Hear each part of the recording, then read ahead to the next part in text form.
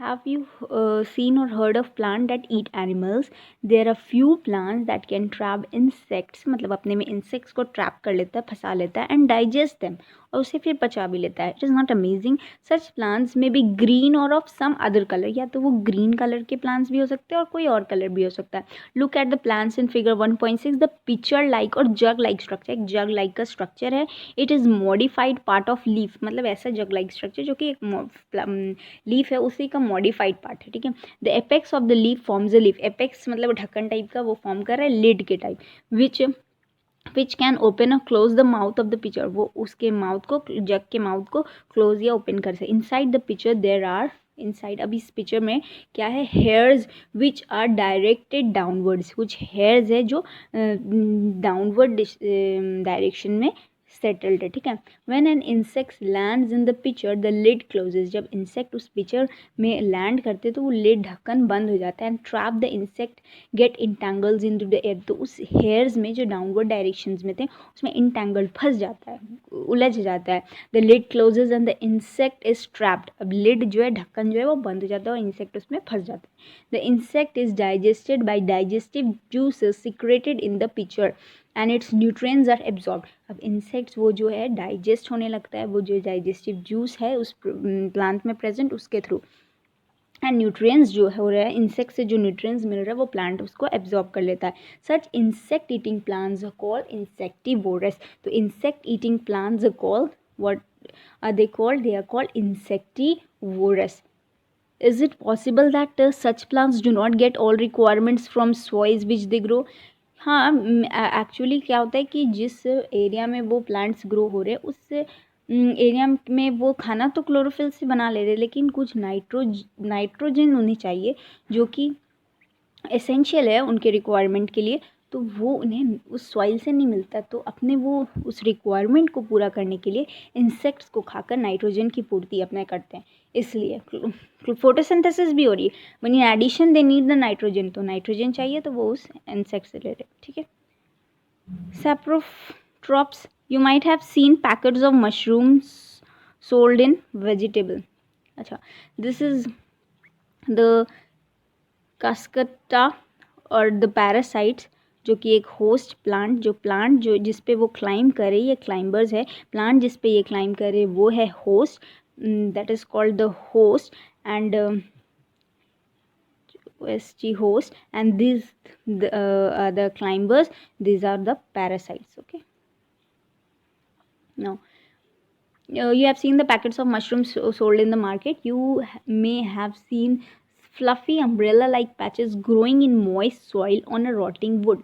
तो umbrella like structures हो जाते हैं कभी कभी. हम लोग देखते हैं कि रेनी सीजन में जनरली कि अगर कहीं लकड़ी का कुछ है, लकड़ी के ब्रांचेस सड़ रहे हैं, वहाँ पर निकल जाते हैं. ठीक है.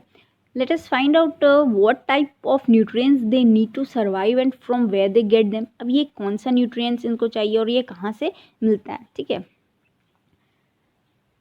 Take a piece of bread and moisten it. उसको moisten कर दें, मतलब गीला कर दीजिए with water. Okay. Leave it in a moist warm place, मतलब नमी वाले गर्माहट जैसे place में for 2 to 3 days और until fluffy patches appear, जब तक उस पर वो फुफुंदा टाइप का ना आ जाए. What is the color of these patches? Observe the patches under microscope or a magnifying glass. या तो माइक्रोस्कोप में देखिए या मैग्नीफाइंग ग्लास के थ्रू देखिए. Write down your observation and you will see that cotton thread spreads on the pieces of bread. तो क्या होता है कि कुछ दिन अगर हम ब्रेड छोड़ देते हैं वो सड़ने लगता है. उसको जब ऐसे करके तोड़ के देखते हैं तो उसमें जाली टाइप से बनने लगता है, बिल्कुल थ्रेड लाइक स्ट्रक्चर्स बनने लगते हैं. ठीक है. That is these organisms are called the fungi. These are the fungi. They have a different mode of nutrition. तो इसका मोड ऑफ न्यूट्रिशन दूसरा है. ठीक है. they absorb the nutrients from the bread. अब bread से वो absorb कर रहा है. This mode of nutrition in which organism take nutrients from dead and decaying matter. एक ऐसे मोड जिसमें ऑर्गेनिज्म जो है खाना अपना तलाशता है बिल्कुल सड़े गले हुए चीज़ों में, that is saprotrophic nutrition, and such organism with saprotrophic mode of nutrition are called saprotrophs. अगर saprotrophic mode है तो वो क्या कहलाएंगे organism? saprotrophs. Fungi also grows on pickles, achar, leather, clothes and other articles that are left in hot and humid weather for a long time. During the rainy season, they spoil many things. Ask your parents about the menace of fungi in your house. तो fungi जो है हमारे घर में बहुत ज़्यादा तबाही मचाता है। जब रेनी सीज़न होता है हर चीज़ को बर्बाद कर देता है, ठीक है, बहुत जल्दी स्पॉइल कर देता है, ठीक है। The fungal spores are generally present in airs when they land on wet and warm things they germinate and grow. तो जब वेट एंड वार्म वेदर उसको फेवरेबल कंडीशन मिलता है तो वहाँ वो जर्मिनेट करता है, मतलब बढ़ने लगता है, ग्रो कर रहा है, पैदावार हो रहा है, रिप्रोडक्शन हो रहा है। Now you can figure out how can you protect your things from getting spoiled. तो keep them safe from moisture, है ना। इस तरह से हम लोग उसको प्रिजर्व कर सकते हैं, मॉइस्चर से दूर रख सकते हैं, है ना। Some organisms live together and share both shelter and nutrients. अब कुछ ऑर्गेनिजम्स ऐसे हैं जो कि शेयर करते हैं बोथ शेल्टर और न्यूट्रिएंट्स एक दूसरे को। This relationship is called symbiosis. तो for example certain fungi lives inside the roots of plants. कुछ फंगी ऐसे हैं जो प्लांट्स के रूट्स में रहते हैं। The plant provide nutrients to the fungus. In return, the fungus provide water and certain nutrients. Plants उसको shelter दे रहा है रहने के लिए और nutrients भी दे रहा है। फंगी उस रिटर्न में उन्हें प्रोवाइड कर रहा है water and centre nutrients. In organisms को लाइकेंस और chlorophyll containing partner which is an alga and fungus live together. In lichens में क्या होता है कि एल्गा और फंगी दोनों एक साथ रहते हैं। The fungus provide shelter water and minerals to alga and in return alga prepares and provide food to the fungus. तो एल्गा उसके लिए फूड प्रिपेयर कर रहा है और ये उसे शेल्टर और मिनरल्स और दे रहा है एल्गा को, ठीक है। तो there is a symbiosis relationship between both of them. How nutrients are replenished in soil. अब सॉइल डेली सॉइल प्लांट्स उसमें लगे हुए हैं तो सॉइल को तो वो न्यूट्रिएंट्स सॉइल का सारा एब्जॉर्ब कर ले रहा है, यूज़ कर ले रहा है। तो उसमें कैसे रिप्लेनिश हो रहे हैं न्यूट्रिएंट्स, वापस कैसे आ रहे हैं। Have you seen farmers spreading manures on और फर्टिलाइजर्स इन द फील्ड। तो फार्मर्स क्या करते हैं, मैन्योर्स खाद या फर्टिलाइजर्स को फील्ड में स्प्रेड करते हैं। और Gardner's using them in loans and pots, हम लोग भी अपने गार्डन वगैरह में डालते हैं, ठीक है। Do you know why this is done. हम क्यों डालते हैं मैन्योर खाद, चाहे वो काउ डंक हो या कोई और फर्टिलाइज़र हो। तो you learn that plant absorb minerals and nutrients from soil. अपने खाना बनाने के लिए प्लांट्स मिनरल्स और न्यूट्रिएंट्स को एब्जॉर्ब करते हैं। So their amount in the soil keeps on declining. तो उसकी जो अमाउंट है वो कितने प्रेजेंट है वो डिक्लाइन हो रहा है, घटते जा रहा है, डिक्रीज हो रहा है, ठीक है। Fertilisers and manures contain nutrients such as nitrogen, potassium, phosphorus etc. Fertiliser या खाद जो हम डाल रहे हैं उसमें रहता है नाइट्रोजन, पोटेशियम, फॉस्फोरस जो कि एसेंशियल है प्लांट्स के लिए। These nutrients need to be added from time to time to enrich the soil. Soil को मतलब सॉइल को अच्छा बनाने के लिए हमें टाइम टू टाइम इसको न्यूट्रिएंट्स देना होता है। We can grow plants and keep them healthy if we can fulfil the nutrients requirement of the plant. अब प्लांट्स उस प्लांट की जो भी पौधा लगा उसकी क्या रिक्वायरमेंट है, वो कितना न्यूट्रिएंट्स उसको चाहिए, उस हिसाब से अगर हम देते हैं उसको न्यूट्रिएंट्स तो वो एक हेल्दी प्लांट होगा, ठीक है। Usually crop plants absorb lot of nitrogen and soil become deficient in nitrogen. तो जो क्रॉप प्लांट्स होते हैं, जो खेत में जो प्लांट्स होते हैं वो ज़्यादा नाइट्रोजन यूज़ करते हैं, इसलिए soil become deficient in nitrogen. Soil जो हो जाता है वो नाइट्रोजन लेस हो जाता है, ठीक है, कम हो जाती है उसमें। यू लर्न दैट थ्रू दो nitrogen gas is available in plenty in the air, plants can not use it in the manner they can use carbon dioxide. जिस तरह से वो कार्बन डाइऑक्साइड को डायरेक्टली फूड सिंथेसिस में use कर रहे हैं, they can not use the nitrogen. वो नाइट्रोजन को डायरेक्टली गैसियस फॉर्म में यूज़ नहीं कर सकता। They need nitrogen in soluble form, उसे सॉल्युबल फॉर्म सॉइल्स में मिक्सअप चाहिए, सॉल्युबल फॉर्म में चाहिए।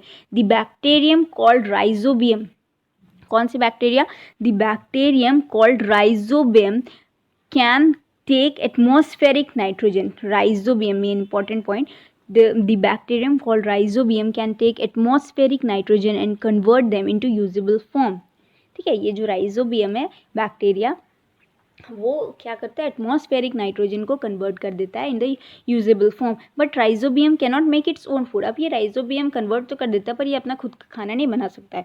सो it often lives in the root of gram, peas, moongs, beans and other legumes and provide them with nitrogen.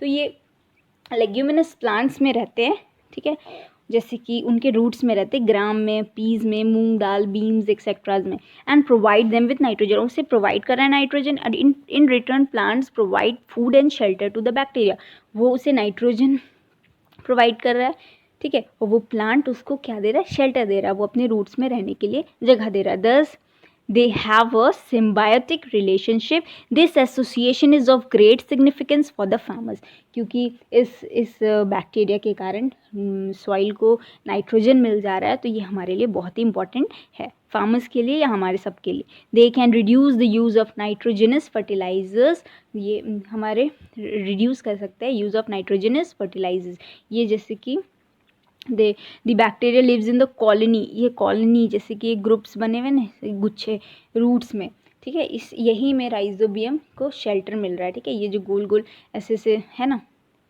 Nodules के form में, यही में bacterias रहते हैं, ठीक है, और वो नाइट्रोजन को कन्वर्ट कर देते हैं सॉल्युबल फॉर्म में, जो कि प्लांट यूज़ कर रहा है, प्लांट्स इन रिटर्न उसे शेल्टर प्रोवाइड कर रहा है। तो plants most of the pulses dals are obtain from leguminous plants, okay, तो लेग्यूमिनस प्लांट्स वो प्लांट्स होते हैं जिसके हैव पॉड्स, जो कि पॉड्स के फॉर्म में छोटे छोटे पॉड्स के फॉर्म में फ्रूट्स होते हैं, जैसे कि पीज, एंड रूट्स नोड्यूल्स होते हैं, रूट्स में जो नोड्यूल्स होते हैं वो इनेबल करते हैं storage of nitrogen rich materials, है ना, उसमें जो कि बैक्टीरिया प्रेजेंट रहते हैं, तो वो उसको कन्वर्ट करते हैं। In this chapter you have learn the most of the plants और ऑटोट्रॉप्स, हम लोग इस चैप्टर में हम लोग ने पढ़ा है कि मोस्ट ऑफ द प्लांट, जो सारे प्लांट्स है, ज़्यादातर प्लांट्स वो ऑटोट्रॉप्स है, only few plants are parasitic और saprophytic, they derive nutrition from other organisms, मतलब कि वो एक तरह से दूसरे पे डिपेंडेंट है। All animals are categorise at heterotroph since they depends on plants and other animals for food, सारे जानवर, हम लोग सब ह्यूमंस सब क्या है, हेट्रोट्रॉप्स है, क्योंकि हम डिपेंड करते हैं ऑन डिफरेंट प्लांट्स पे या डिफरेंट एनिमल्स पे for food. We can say that the insectivorous plants are partial heterotrophs, जो इंसेक्टिवोरस प्लांट्स है, जो इंसेक्ट को ट्रैप करके अपनी न्यूट्रिएंट्स को पाते हैं, वो भी एक तरह से हेट्रोट्रॉप्स है। They are the key words, ठीक है, let us see the key words, जैसे कि ऑटोट्रॉफिक, ठीक है, ऑटोट्रॉफिक क्या हो गया, एक mode of nutrition in which plant या कोई organism make food themselves from simple substance, मतलब कि इस मोड में क्या हो रहा है कि वो खुद से देमसेल्स, खुद से सिंपल सब्सटेंस जो भी रॉ मटेरियल प्रेजेंट है वो खुद से बना रहा है, तो ऑटोट्रॉफिक का एग्जाम्पल कौन हो जाएगा, प्लांट्स हो जाएंगे, ठीक है, ऑटोट्रॉपिक, ठीक है। Chlorophyll, the green pigment presence on the leaves are called the chlorophyll, तो जो ग्रीन पिगमेंट है, जो ग्रीन कलर है जो कि लीफ में है, वो क्लोरोफिल है। Heterotrophs, few plants and all animals that are dependent on other for the nutrition are called heterotrophs, are called, यहाँ पे आर कॉल्ड है, ओके, आर कॉल्ड हेट्रोट्रॉप्स, तो जो वो कुछ प्लांट्स और बहुत सारे एनिमल्स मैक्सिमम जो कि डिपेंडेंट है अदर पे न्यूट्रिशन के लिए, वो हेट्रोट्रॉप्स है। होस्ट इज एन एनिमल और plant on which parasites lives, ठीक है, जो होस्ट है वो या तो वो प्लांट है, होस्ट प्लांट, या होस्ट एनिमल जिस पे पैरासाइट्स अपना रहते हैं, जैसे कि इफ़ हमारे शरीर में लाइस है तो हम उसके होस्ट है, और वो जो है वो पैरासाइट है, लाइस जो कि जुएं वो पैरासाइट, और प्लांट में जैसे कि वो एक कोई प्लांट है जिस पे वो क्लाइम कर रहा है, जो क्लाइम कर रहा है कसकटा जैसे कि क्लाइम कर रहा है, वो पैरासाइट्स है, which climbs on plants call parasite and deprive food from the host plant, और होस्ट प्लांट से अपने वैल्यूबल न्यूट्रिएंट्स जो भी चाहिए वो उससे छीन लेता है, ले लेता है अपने अंदर, ठीक है। Insectivorous, insect eating plants are called insectivorous, ठीक है, जैसे कि वेनिस फ्लाई ट्रैप या पिचर प्लांट्स, ठीक है, जैसे कि उसका जग लाइक स्ट्रक्चर है, ऊपर से ढक्कन है, ठीक है, जैसे ही वो इंसेक्ट उस पर आकर बैठा वो उसको अंदर घुसा लेता है, खुद के बालों में फंसा लेता है, उसके बाद फिर डाइजेस्टिव जूस रिलीज करके उसको डाइजेस्ट करके न्यूट्रिएंट्स की रिक्वायरमेंट को पूरा कर लेता है, ठीक है। अब न्यूट्रिएंट्स क्या है, carbohydrate, fat, protein, vitamins, minerals are the components of food, and the components of food necessary for our body are called the nutrients, ये जो कंपोनेंट्स ऑफ फूड है, जैसे कि carbohydrate, fat, protein, vitamin, these are the nutrients. अब parasites are heterotrophs that depends on other organisms called host for food, ये parasites जो है depends करते हैं अदर ऑर्गेनिजम्स पे फूड के लिए। Photosynthesis, this is the process by which plants make their own food in the presence of sunlight, carbon dioxide present in the air, water, minerals and chlorophyll present in leaves known as the photosynthesis, तो वो process जिससे plants अपनी खाना बनाते हैं in the presence of sunlight and chlorophyll, तो वो हो जाएगा photosynthesis। Saprotrophs are organisms that obtain nutritions from dead decaying matter. ठीक है, सैप्रोट्रॉपिक प्लांट्स या ऑर्गेनिजम्स आर वो जो कि डेड डिकिंग सड़े गले से अपना खाना लेते हैं. ठीक है, the example fungi and some bacteria. Saprotrophs वो है, ठीक है, लेकिन जो मोड ऑफ न्यूट्रिशन उनका क्या है, the mode of nutrition in which organism take in nutrition from dead decaying matter is called saprotrophic. जो मोड ऑफ न्यूट्रिशन है वो saprotrophic. Stomata, the tiny pores और opening on the surface of the leaf is called stomata. जो tiny pores हैं जिसके through exchange of gases होते हैं या ट्रांसपिरेशन होते हैं, वो हो जाएगा स्टोमेटा. टाइनी पोर्स, छोटे छोटे पोर्स, ओपनिंग, छेद. Nutrition, the mode of taking food by organism and its utilisation by body is called nutrition. जिस मोड से हम खाना ले रहे हैं और हमारा बॉडी उसको यूटिलाइज कर रहा है इज कॉल्ड द न्यूट्रिशन.